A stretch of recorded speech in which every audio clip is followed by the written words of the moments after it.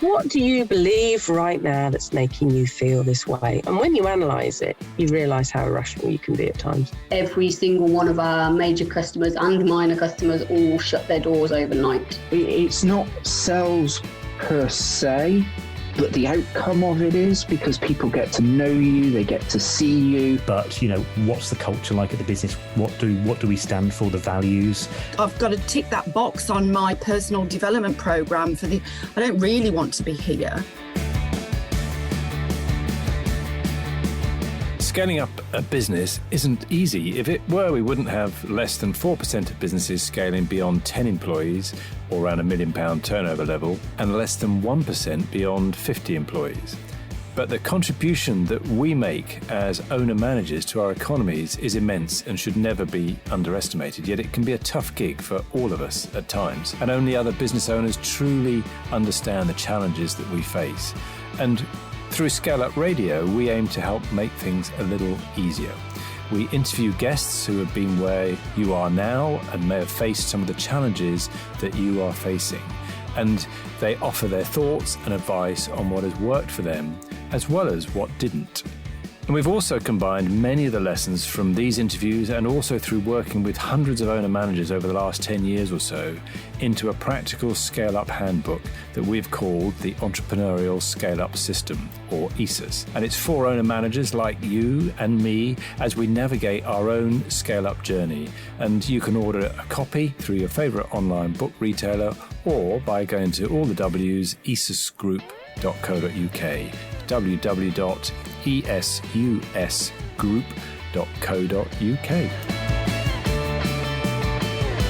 One of the things that I really enjoy about the guests that I interview on ScaleUp Radio is hearing about their backstories and what's brought them to the point of setting up their business, as well as then the journey that they've been on since and some of the ups and downs that we all face. And today I interviewed Thomas Hardy, who set up 12th City Cyclery, and the passion that Tom has for essentially his sole core purpose or mission, which is to get more people out and about and enjoying cycling. That's what he's about. And he's built a business putting together a range of services to really help with that.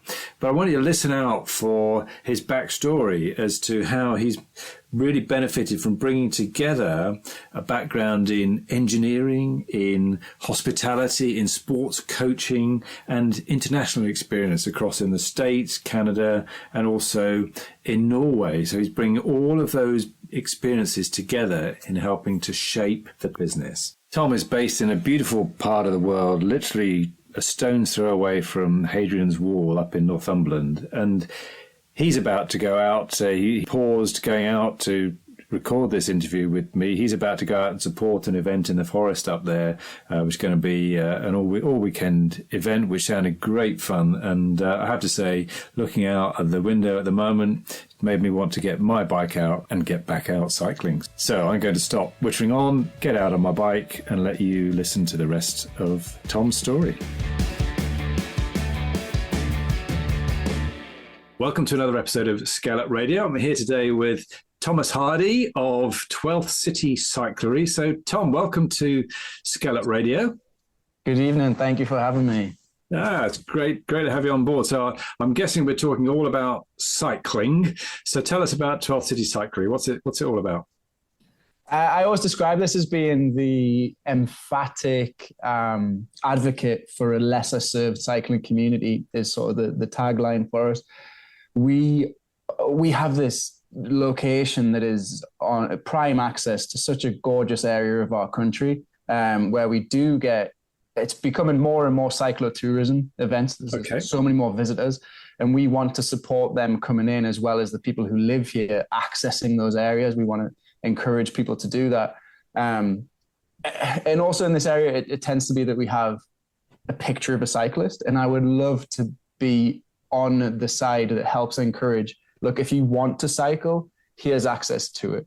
So if you want to do it, we'll help you get that bike in this place, and we'll make sure there's no barriers, whereas sometimes it can be seen a little bit elitist in certain disciplines, or you've got to have a certain way in. So we would love to be the people to help push, if you want to cycle, we can help you cycle, whatever it is, however we can do it. So are you putting on cycling tours? Is it all around Yes. servicing the bikes? What are the key things you do? So it's service heavy. So the business is a service heavy mechanic workshop focused business.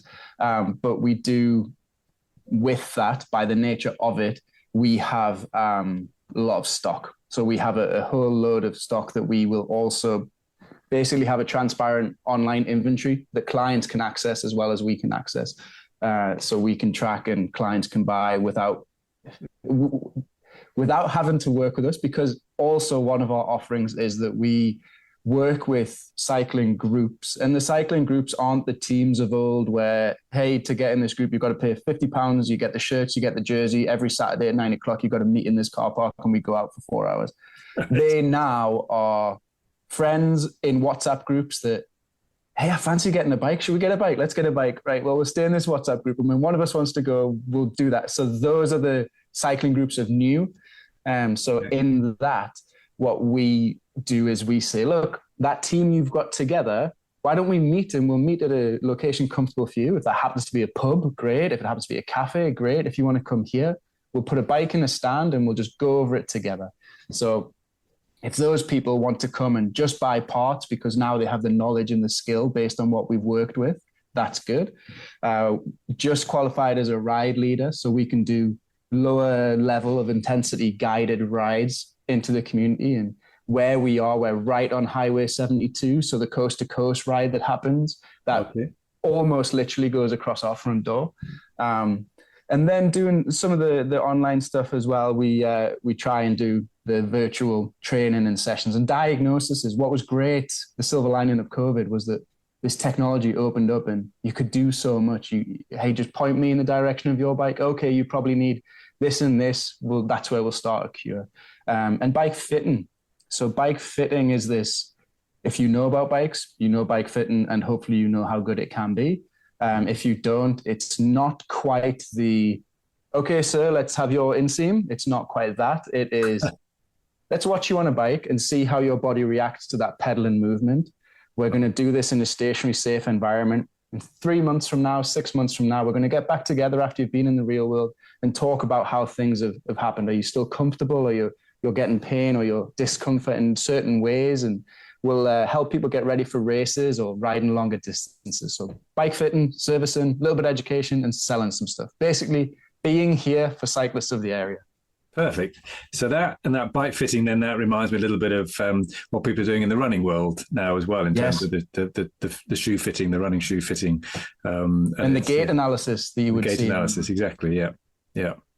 Interesting. So some of those, presumably like the sales of the parts, that's simply a transactional model and you have your whatever margin that you make. What's the business model look like for the rest of it? Is it a membership club, or how does that work? So funny enough, we will be releasing that hopefully in the next, so we typically reference tax years out of ease for our structure of goals, although we started New Year's Day 2021, which is a nice round number as well. There will be membership coming in. I think the subscription models and the membership package, kind of like a Costco type thing, people are so used to these days. Mm-hmm.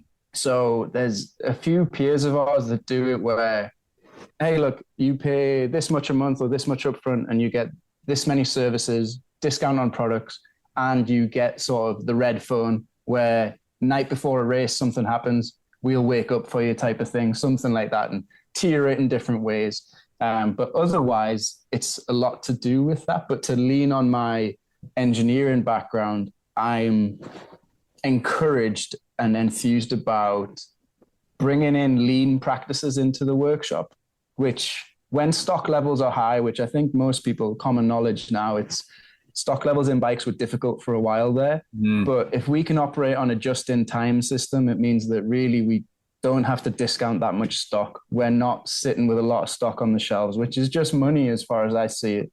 We're providing to clients where realistically we can do 24-hour turnarounds most of the time. And a lot of people, especially if they're doing a preemptive, a service before something happens, it's not reactionary. That 24 hours is fine to wait. So it's trying to keep things as lean as possible, as well as the actions of the tools need to be organized. I need to know where my 5mm wrench is at all times, like that sort of thing, and making those efficiencies to maximize service profits as well as just product profits. And what's the sort of suppliers do you work with then to enable you to do a 24-hour just in time? It seems to be that is the gold standard, and those suppliers, I'm sure their model is very much like Amazon. It's a case of people expect that now, and we are just human. We're just their customers, so it's a case of, because we know that can happen, we want you to do it. And it's the best suppliers of ours are the transparent ones where, look, just give us the information as you receive it. Stuff happens. We're all waiting on parts manufacturing, but as long as we've got that string of information, we can tell the end line consumer, this part can be here tomorrow.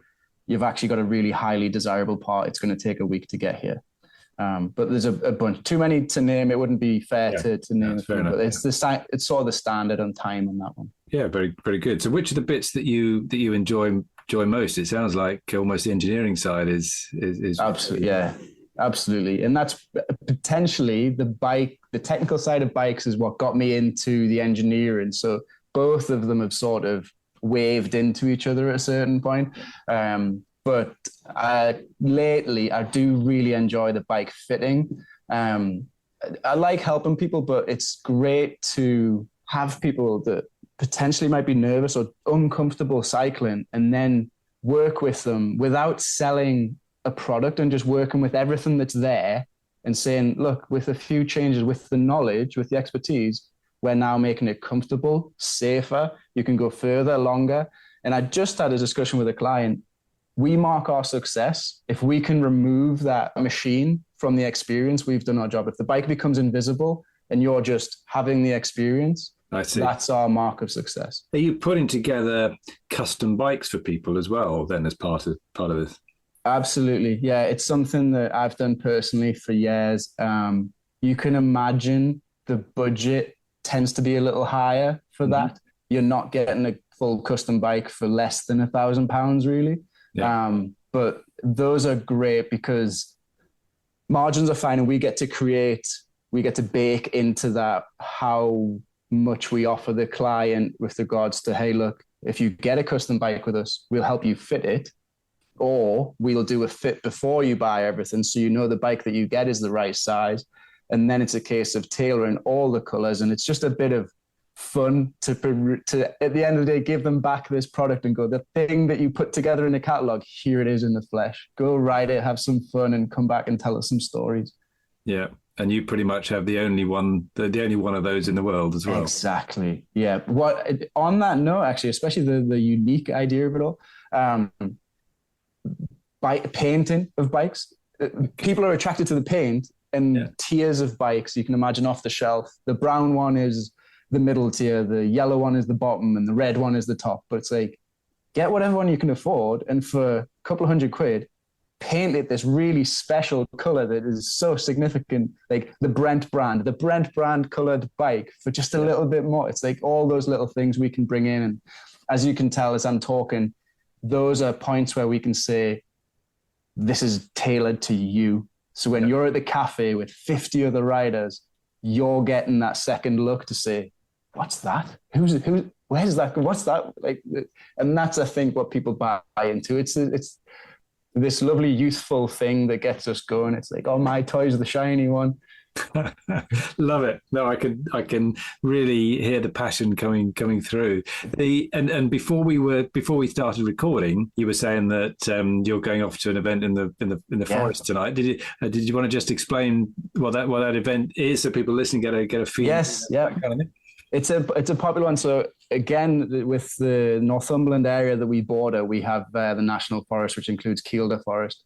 So going on this weekend, I won't explain it too accurately. I don't want to be unfair. To the Dirty Reaver is the name of it. So Reaver, a while ago, with these there's a borderland community, borderland people, the Reaver between England and Scotland. The Dirty Reaver, they give a nod to that relationship being that it's in that locale. And they have lengths of races between 60 and 200 kilometers. So they will be all day, significantly all day. And the weather's not supposed to be kind. So I'll make sure to take a speaker with some good music or some high fives, or I'll take something up there for people to have. But it will be a fantastic event, and it has been a fantastic event. This is my first time getting involved. But people will go, and it's gravel. So gravel is fire track. It's anything that's not really road. So they recommend a slightly fatter tire, but not as aggressive as your mountain bike. And typically, we have slightly baggier T-shirts on this weekend than we would do on the road rides. So there's a little bit more of that fun atmosphere brought in for a lot of participants, I'm sure. But yeah, the Dirty Reaver, 200 kilometers through Northumberland and Kielder National Forest tomorrow. Sounds amazing. So I know it'll be a good time. I'm sure it'll be a good time. I know you're going to have fun with that. So overall, who's your ideal customer? What are they, what do they look like? How would you describe your ideal customer? It's good. So ideal customer, I think, is somebody who is curious about cycling, is sort of dipping their toe in it. And I say that because typically they're the ones who are, I don't want to be unkind and say moldable, but you can sort of give them the information and just say, look, we are here, and enter into a relationship. And it's a case of, we'll give you all of the information on how to ride, what to ride, and just start that feedback, just start that back and forward, and really try to become an authoritative figure for them, someone that they can rely on. And we like the clients, our ideal clients, are ones that don't take us for gospel, but come with opinion and come with, hey, the guys at the cafe were talking about this, or we were out with the rides and the lady said that I should try this, and just having those conversations. So coming in and seeing somebody who is taking their riding to whatever level, taking it to the next level, and being able to communicate and ask questions. We love being asked questions and challenged. So that communication back and forward is where we really are interested in working with people. Great. So are you able to give those listening some kind of feeling for the size of the business or the stage that you're at? So stage, I think we're still classed definitely as being startup phase. We're home-based business. I have fantastic familial support as the owner. I wouldn't be able to do much of anything without the network that I have. A network of talented friends as well is great that come in and support. Say when we have pop-up events, it sounds silly, but just having someone there to say, here's the website, here's the email address, I'll pump your tires up, we'll clean your bike. This thing, like, we tend to have conversations, and it's a case of, I know that Tom recommends this stuff to clean your chain. So just doing those things and bringing people in when we need them. What's fantastic is having a network of peers, but that's going off a little bit. Size of the business. So we just closed our year 2, and we saw fairly similar intake financially, but with a dramatic reduction in expenditure. So our net at the end of the year was positive. And if we keep going on the trajectory into this year without any growth, just with minimizing the spend, we should be able to pay me a salary. So we're at that point where it's that really interesting time, which I fully believe that we can. It's not going to take any less effort, but if we keep going this year, it's going to be good. The year after, I'll take days off and a salary, and we'll just build our goals like that going through. Brilliant. Sounds great. And I know you've been successful in a couple of awards already. Yes. Do you want to take us through a couple of those? Yeah, it's absolutely flattering. I wake up, I look at my computer, and I do the bikes that are in our workshop. Like, it's really nice, the outreach that we've had, that it's getting responded to, and meeting people like yourself, we do take as a massive compliment. So the Startup Awards, the Great British Entrepreneurial Awards, being recognized by that team as something positive in the retail, local consumer services area.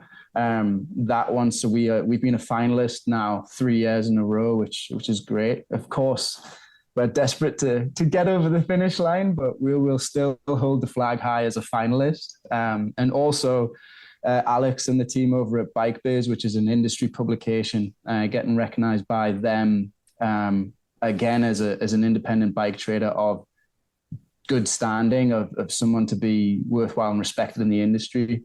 As a publication that I've been aware of for years, that was terrific. And knowing at least a few of the people in the last 5 there, a few of the shops in the last 5, just looking at them in the same sentence and breath that we were, it was like, we must be going in the right direction. Like, genuinely, when I'm older and grayer, I will look back and say, that's pretty good to be in that company. You did okay to build it to be in there. So 4 award nominations in 2 years. We're proud of that. Yeah, excellent. That very, very good achievement. Excellent. So take us back to the beginning. You know, what got you in this? So you obviously got an engineering background. I think you've got obviously got a passion for cycling. So what made you set up the business? What took you to that point? It's interesting. So my first job after paper round was in a bike shop. Whether my friend and I should or shouldn't have been there is another discussion altogether. But we were in there, and he got me in. Like, him and I cycle. We weren't like huge cyclists, and looking back, but we always had bikes. We always had bikes and had access to tools because of who our parents were at the time. And he called up one day and was like, "Hey, can you come in and start working?" And it was like, "Well, yeah, I'll just hang out with you all day. That's no problem." So we got paid minimally over the weekend and did this thing, went off and had a life with touching bikes constantly, different levels. And coming back after being away, I was away for about 12 years. I was living out in North America. Okay. I was in Norway for a brief time as well, but they were sort of just completely experiencing life and taking opportunities that we had. But coming back, finding work, even as a Purdue University educated engineer, was difficult, was really difficult. And I'm not one to sit on my hands. I'm not one to stay still. It's just, I'm a worker. Like, it's just something that I've always done. And I knew I had this skill, and I knew the area well enough. And I saw that, look, we've had COVID, the cycling boom has happened. And this is what's funny. I'm trying to build this confidence in us and in myself. Nobody else is doing it. Why is nobody else doing this? Mm-hmm. Somebody knows something that I don't, and I haven't found out yet. It's a case of, right, until I find that out, I'm just going to work hard at achieving this. So it really was, there's this gap. I believe I have the technical ability, but also the customer service skills from a career in hospitality, from sort of 11, 12 years in hospitality. Combine those two, and that's what's missing. So that's where it all started. And to be totally honest, Kevin, the snowball just kept getting bigger, and now it's become this, what I've just mentioned, sort of 4 award nominations in 2 years, which I've got to keep going. Yeah, it's needed. Like, it really, I think it is still needed. So what took you out to America, Norway? You did hospitality, did you? What were you doing? Yeah, so the hospitality was something I've always dipped in and out of. Again, it's that love of helping people, and hospitality being in that environment. Typically, most people are there because they want a good time. So you just sort of get to tag on to other people's fun, and you get paid to do it and facilitate it. So Norway was the age-old story of chasing a partner. Then I came back from Norway actually into a hospitality role, and somebody there had a flyer, and it was for coaching football in the US. I honestly, to this day, as many times I've thought about it and told the story, I don't remember making a decision to go out to the States and coach football. My dad got a hold of the flyer. The next day was on the phone to the director of and it just happened. 3-4 months later, I was in the States coaching. So we did that a few times. I did 4 years, sort of summer, miss a summer. And then sort of didn't want the good time to end. And then I went north. I went out to British Columbia. I went and spent some time in Vancouver, British Columbia. I followed a couple of friends out there. Absolutely beautiful place. I will admit to this day that I didn't spend enough time there, because I got a phone call when I was there from Purdue University who said, "Can you come and play football for us? Our football, English football. Can you come and play football for us in Indiana?" And for the listeners, Purdue University is the Neil Armstrong University. Purdue University is an area that I have coached in, so I'm familiar with the school.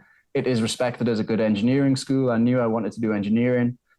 And that amalgamation of things, especially after my English academia, I just felt maybe this is the culmination of things and pressures that I need to do. Like if I'm going to do it, this is the perfect storm.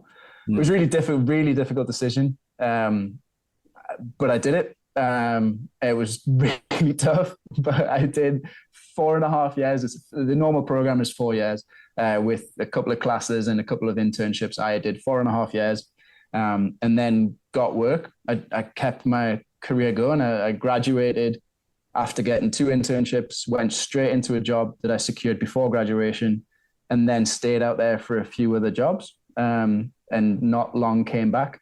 It is still amazing when I look back. Oh my gosh, that was 12 years or 11 years I was there. Can't remember all those days, but it was interesting. It was good fun.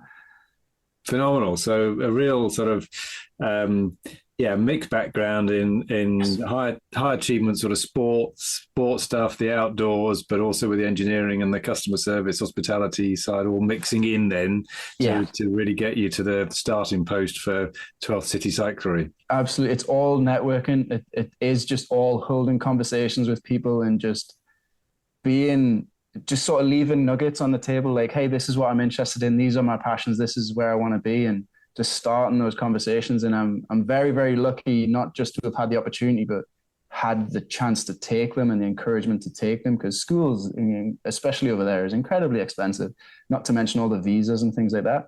But just being able to do it, I appreciate. I am very lucky. So what are some of the lessons that you've learned along the way? Maybe the things that you've got right, or maybe the things that perhaps you haven't quite got right if you look back on them? I look back on them probably too often, more often than healthy as an entrepreneur, but maybe we all do that to a certain extent. It's relatively recently, and it's a quote that Winston Churchill's attributed to saying, but it's the, if you're going through hell, keep going type thing. Yeah. It's a case of, I introduced that in all those difficult times. I just try and boil them down and say, look, if I stop now, I live in that bad time. If I keep going, if I have a problem with it, to boil it down to something really simple, if I have a problem with a bike, just keep going at it. Like, step away. And I know that, look, if I mechanically can't do it myself, reach out to manufacturer, reach out to supplier, and just go through like a checklist. I say this to the people I train. The people I train in the workshop as mechanics, I say, look, allocate yourself a time. If it takes 30 minutes to set up gears with your ability, give yourself 35 minutes. And if it's not done then, step back, go back either to 0 to create a new baseline, set everything up and make sure to just go through your checklist. Right, okay, I need to make sure the hanger's straight. I need to make sure the cable's tight. I need to make sure everything's clean. Go through and just see if you missed anything, and then start reaching out to people. So it's that fallback, the learnings for those. It's just creating that fallback. And as soon as I start introducing the transparency with things, when I'm communicating with people, it's like, look, I need help, like reaching out to suppliers. And the environments I've thrived in and enjoyed more is where you can say that and you can get forward, you can progress. Is just putting your hand up and saying, excuse me, I don't know this, I need help. And then being able to be pointed in the right direction and grow through it. That's definitely a skill I've learned, I'm still working on, and I will forever be, is just putting your hand up as soon as you don't know anything and go, I've given it my best shot. This is what I've diagnosed and learned from the experience, but now I need help to take that next step. Yeah. So not being afraid to be a bit vulnerable and admit that you need a bit of help, which is not always an entrepreneurial trait, is it? We sometimes feel that we've got to plow ahead and solve the problems ourselves. That pride, I think you said it really well there, Kevin, that pride and vulnerability, those two things, if you can mix those up in the right concoction, that's the way. Super. So what were some of the big milestones, do you think, then in the last couple of years that have got you to along the way, that have got you to where you are now? So graduation, definitely, which wasn't too long ago. It was within the last 10 years. And then as far as the business goes, beyond that, well, graduation, then securing career jobs. Graduation was lovely, but it means nothing until I had that job. For me personally, I needed that work. And then for the business, it was dead simple. It was when that first repeat client came, because anyone can do it once within reason. especially in a service business, especially at our price point. Most bike work, the most expensive service you're going to get with parts might be 3 figures, might be 100, it might be 300-400 if you need to replace a bunch of stuff. Most people can manage that or will overcome that cost in some period of time. But when someone comes back and says, you did such a good job on that one, I want you to do it again. That's when I was like, okay, I'm doing all right. It was that, not just the review on a website. It was, I'm spending my money with you because I trust the thing that you're doing and you do it well enough that you are worth this. So doing that, that's a big milestone for us, genuinely. Very good. And you've obviously been training up some mechanics. You've got some people working with you. So you mentioned about the checklist, which is interesting itself. What sort of things have you learnt about dealing with people and training people? Everybody's different, and there's nothing the example I have in mind. So we are a 1% for the planet company. 12th City Cyclery is 1% for the planet company. So 1% of our gross profit goes directly towards environmentally positive organizations. Some of those organizations may be charities. So when it's a charity, up to 50% of the 1% can be donated in time. So we have a community interest partner of ours who are there to support those with learning disabilities, those who have maybe mental challenges or different requirements. So we go up and work with that facility to educate mechanics, work with participants to make sure that an example might be, and to use more coarse language, it might be like naughty boys. So the naughty boys school comes in and it says, look, we've got some of our participants have ADHD. Can you get them to fix a tire? Okay, all right, yep, we'll do that. And that might keep them occupied for 30 minutes or introduce something that they've not ever considered before. Like, hang on, I can actually get away with this. And we can start introducing and provide references if they want to go on to something else. But working with those people, so patience, and there's nothing too simple. Like, keep it simple and everything like that. But some things, I've been doing this, next summer will be my 24th year. That's a long time. So there's stuff I take for granted. But when I'm working on a wheel, I'll have the wheel in front of me and the drive side will always be on the right, the non-drive side always on the left. So that as if I'm looking at the bike from behind, that's the way everything goes. And when I take things apart, I lay them on the bench in that order.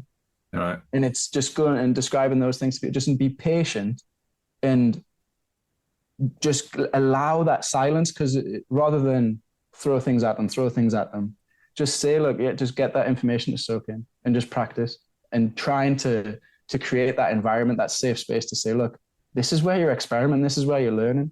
And it is just working. And I learn all the time from them. And when I say them, I mean volunteers who go and work on the mechanics when I'm not there with them. But just going in and being as patient as possible to help educate these people and using language. I love seeing that penny drop moment when you're working with somebody, when it's a case of, help me understand what you're passionate about. Like, what are you interested in? You like motorcycles, right? That's fairly interesting. They're fairly close to bikes. That's fine. We can make comparisons there.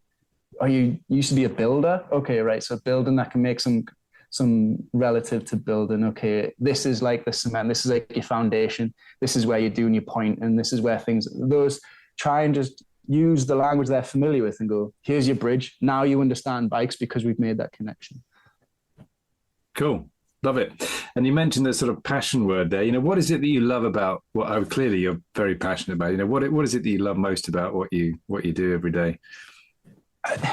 It does boil down to the same reason I got into or had such a long time in hospitality is I enjoy helping people. I enjoy giving people that enjoyment. In bikes, it's the experience to be able to, you've got this problem, okay, we've removed that problem, off you go back to, you know, riding with your grandchildren is one thing we've got a few clients with at the minute, or your partner's getting you back into cycling because you've got an injury you need to overcome, and just helping that. It is that technical challenge. If it's something for me selfishly or for myself purely, I love the technical challenge and overcoming the technical challenge.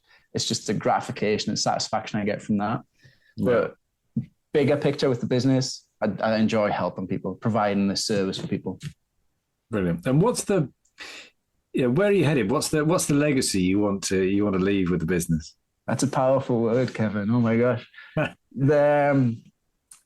I'd like to leave that positive impact. I'd like to, a legacy that the brand would leave is that I think we're taking responsibility is too much, but we facilitated people getting into cycling, people who've had, I want to get into cycling, but it's a bit too much. There's these barriers. We would love to be responsible. We would love to have a legacy of helping people do that, helping people get from fearful of it to actually Sunday morning, I go and do 5 miles on my bike every Sunday just because that's what I like to do, because now I can. That we would love to, there was that shop, if it's not there or if it's still there, the shop in Heading on the Wall, they're the ones that got us to this point, and we're grateful for them. Brilliant. So if you're looking back on the last couple of years, then what would you do differently with hindsight? Is there anything, what would you do differently? Is there anything?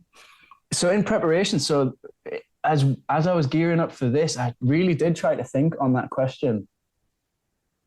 And I don't know still, because I think I've deliberately set this up contrary to most of the best business advice: niche down, and serve that market as much as you can.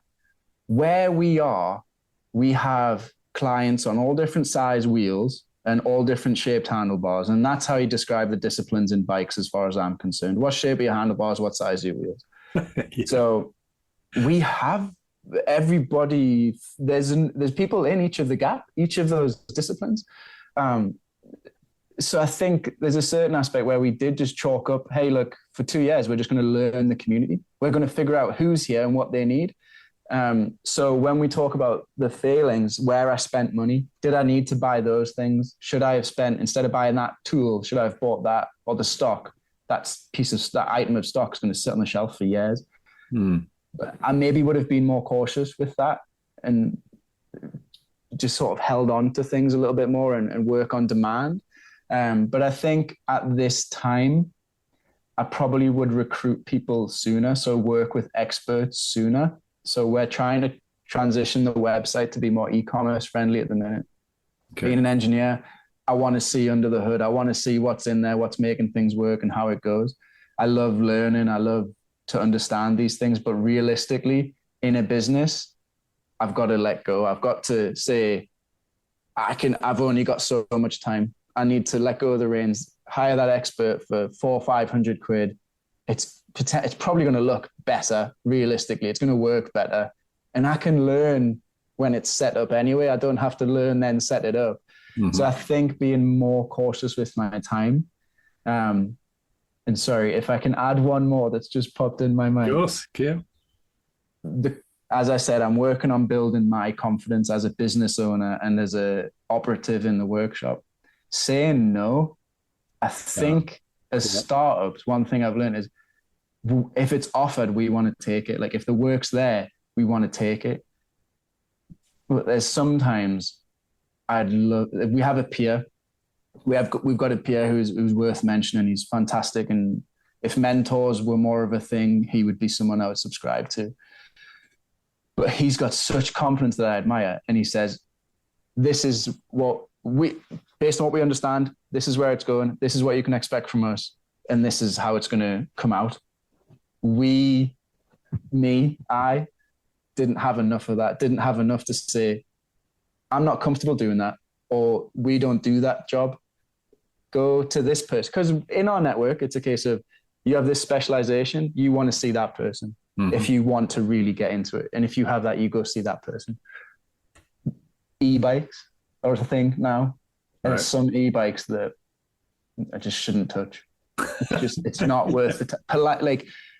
People are limited in different ways, but politely, it's not fair to either of us because it takes so much time and you still don't get to that. So there's saying no, I wish I'd learned how to and be more confident with it sooner.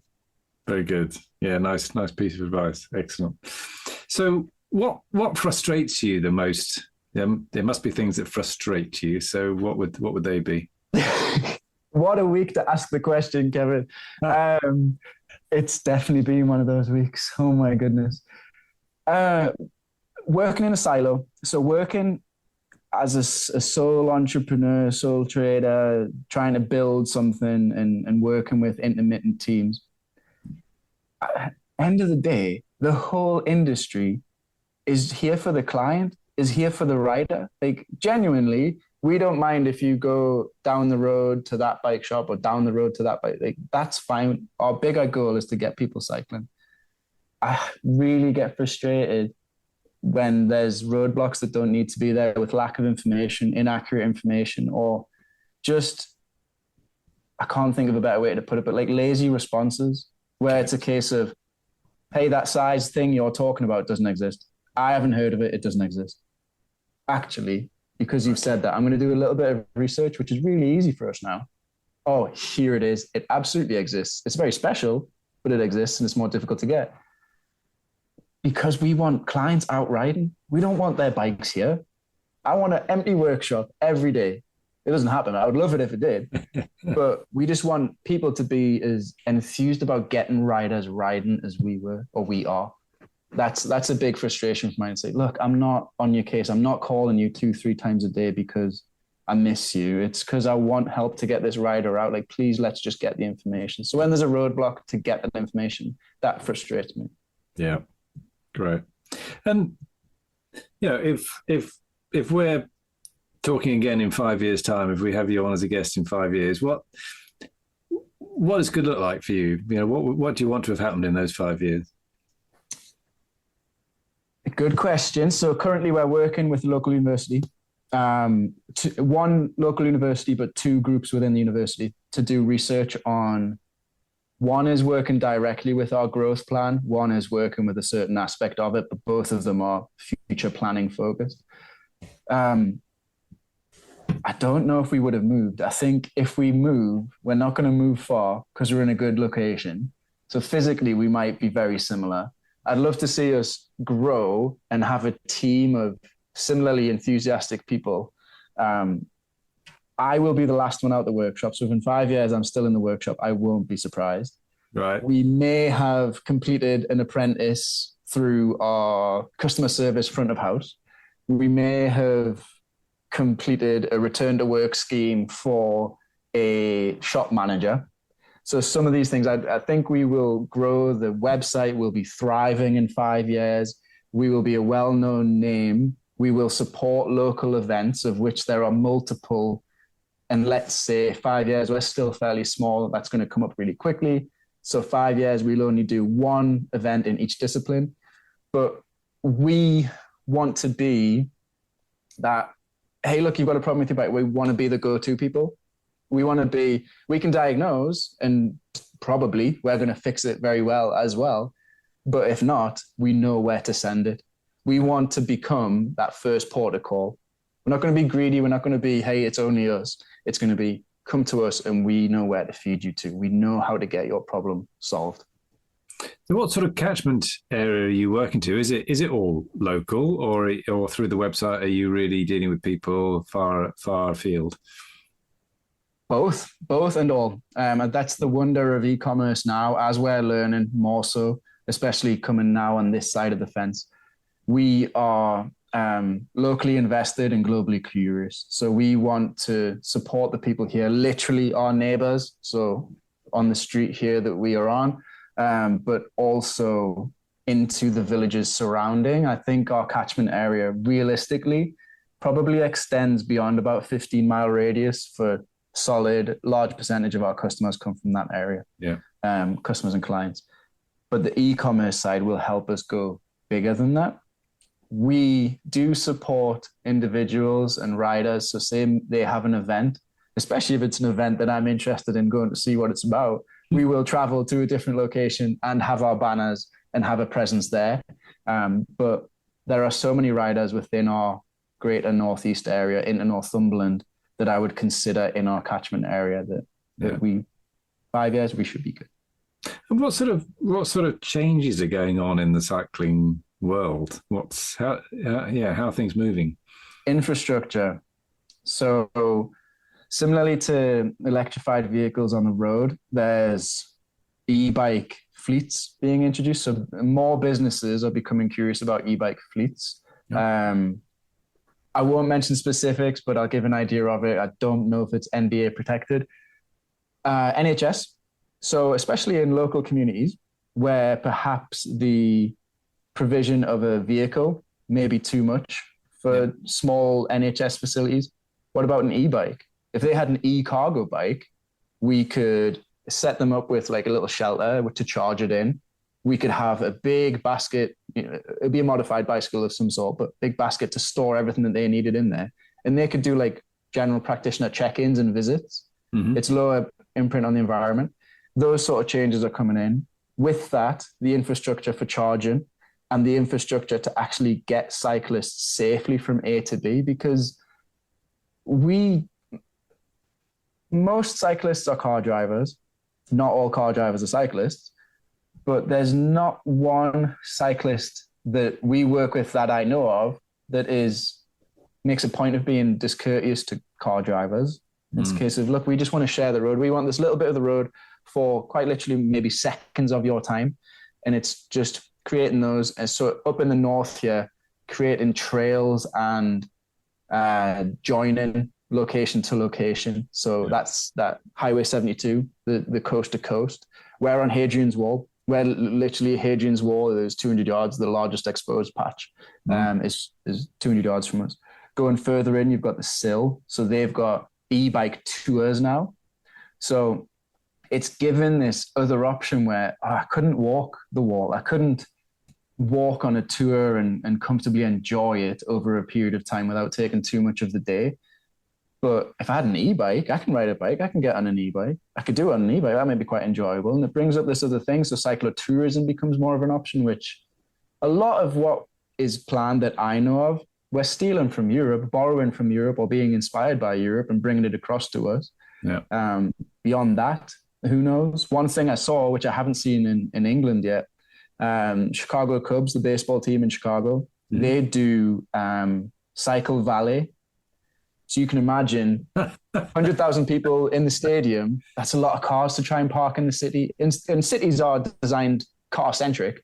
Yeah. But what about cycle valet? So we just have one half of the floor of the car park. Anybody who wants, bring their bike in, park it for free, no problem. That's great. Reduces the congestion. It's safer. It's fun. It's less traffic in there. From a security standpoint, it's probably safer in that aspect too. But little things like that.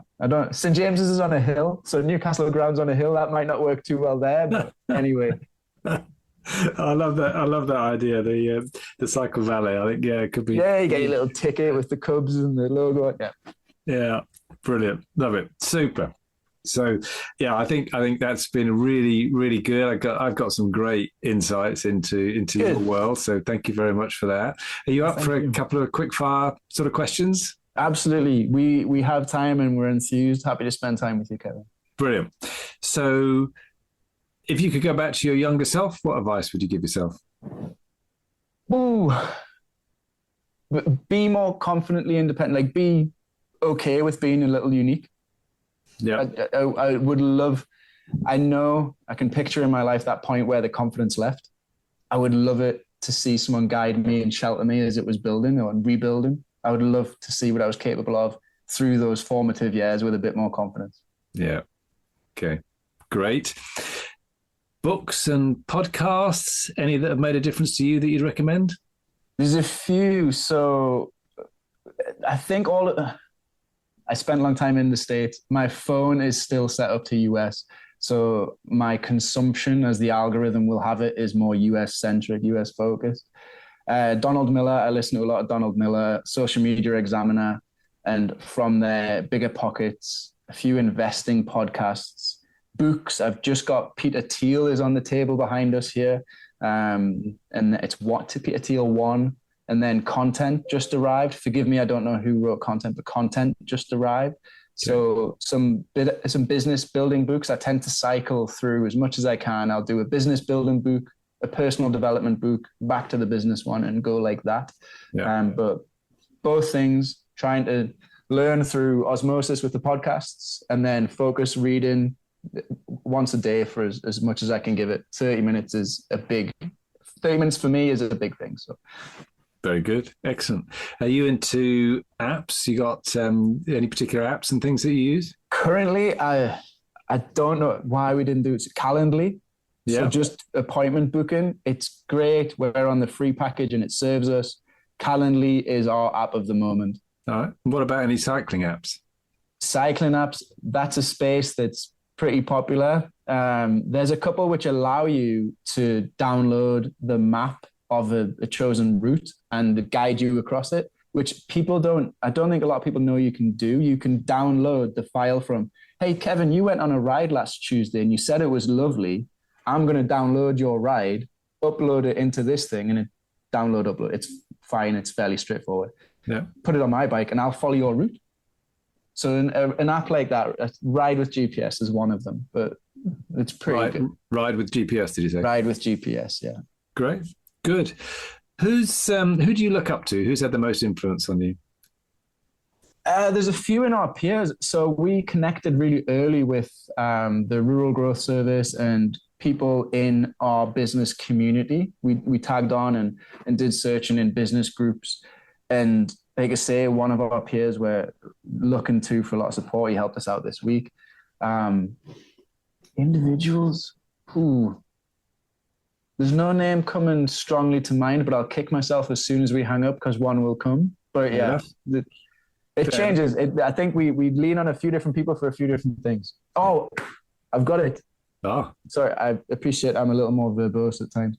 Neri Oxman. So there's a series on Netflix called Abstract, and I think it's fantastic. I talk about passionate people doing wonderful things, changing the world, being brave and throwing themselves into things. Abstract on Netflix is fantastic, and Neri Oxman is a wonder. All right, brilliant. MIT professor, amongst other things. That's new to me, so that's excellent. So I'll look that up. Thank you. And what's your most successful way of finding new customers? What works for you from a marketing point of view? Funnily enough, I don't think it's riding. I don't think we get loads of customers from me going out and riding. I think customers want to know that I ride, but they're not too concerned about going with me for whatever reason. And that's fine. I quite like the space on my own with the Northumberland breeze in my hair, my beard. We do these little community events and just introducing ourselves. One thing I admit to being poor at, and I have my own reasons for it, is putting my face out there and saying, this is me, I am the business, come work with us. And it's that authenticity that people like in small businesses. Yeah. But when we do community events, shaking hands, seeing people, these are the skill sets I have. Let's talk. If you want to, bring it back to us. That's where we get a lot of business from. Yeah. Excellent. That real, as you say, that real authentic. Lots of business owners will dislike the fact of how casual I am for sales. We have a skill set, we're comfortable, we'll be here when you need us type of thing. We're not going to, hey, every time your bike comes in, it's going to need a new chain. We're not that bike shop. Yeah. Brilliant. Tom, thank you very much indeed for being my guest today. If people would like to get hold of you or find out more about 12th City Cyclery, what's the best way for them to do that?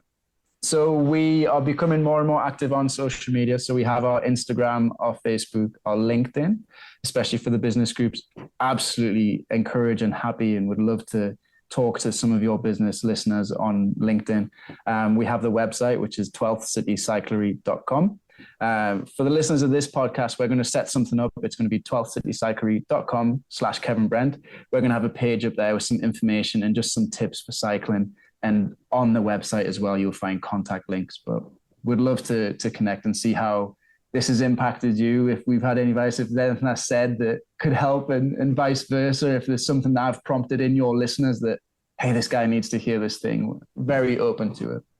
Excellent. Thank you. We'll put all those details in the show notes. So thank you very much, Tom, for being my guest. And I hope you have a fantastic event up in the forest tonight and tomorrow. Yeah.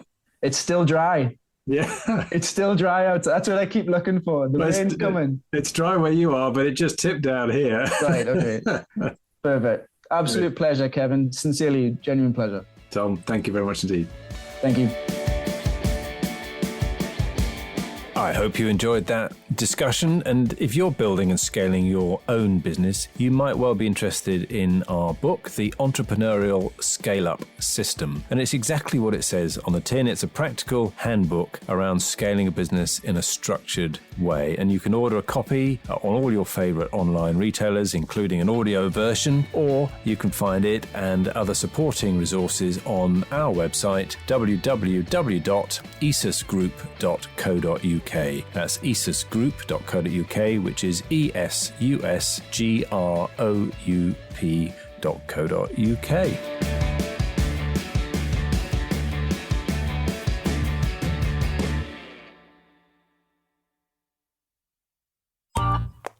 This has been a Monkey Pants Productions podcast.